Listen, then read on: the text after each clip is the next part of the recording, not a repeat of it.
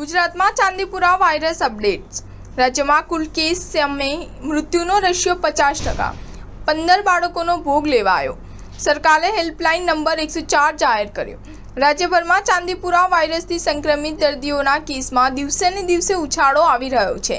ગઈકાલે રાજકોટમાં 3, અમદાવાદમાં 2 અને પંચમહાલમાં 1 બાળકનું મોત થયું હતું।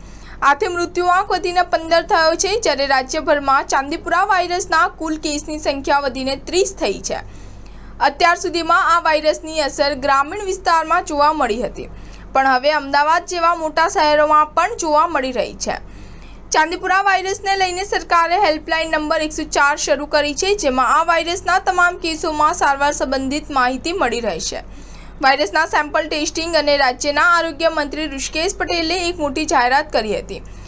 તેમણે જણાવ્યું હતું કે ચાંદીપુરા વાયરસના સેમ્પલનું ટેસ્ટિંગ હવે ગુજરાત બાયોટેકનોલોજી રિસર્ચ સેન્ટરમાં થશે। સેમ્પલને પુણે મોકલવા નહીં પડે અને ગાંધીનગરમાં ટેસ્ટિંગ થશે। હવે GBRCમાં વ્યવસ્થા કરી છે, એટલે ઝડપથી રિપોર્ટ મળશે। મુખ્યમંત્રી ભૂપેન્દ્ર પટેલે રાજ્યમાં ચાંદીપુરા વાયરસની સ્થિતિ અને રોગચાળા નિયંત્રણ અંગેના પગલાંની સમીક્ષા કરી હતી। આરોગ્ય મંત્રી ઋષિકેશ પટેલ અને ઉચ્ચ અધિકારીઓની ઉપસ્થિતિમાં આયોજિત બેઠકોમાં મુખ્યમંત્રીએ રાજ્યના મ્યુનિસિપલ કમિશનર, જિલ્લા કલેક્ટરો અને જિલ્લા વિકાસ અધિકારીઓ તેમજ મુખ્ય જિલ્લા આરોગ્ય અધિકારીઓ સાથે વિડીયો કોન્ફરન્સ કરીને તેમના જિલ્લાની કામગીરીની વિગતો મેળવી હતી। મુખ્યમંત્રીએ જિલ્લાઓમાં રોગ અટકાયત માટે મેલેથિયન પાવડર દ્વારા ડસ્ટિંગ માટેની ડ્રાઈવ હાથ ધરવા તેમજ કોઈપણ તાવના કિસ્સામાં તુરંત જ સઘન સારવાર અપાય એ બાબતે સુનિશ્ચિત કરવા માર્ગદર્શન આપ્યું હતું।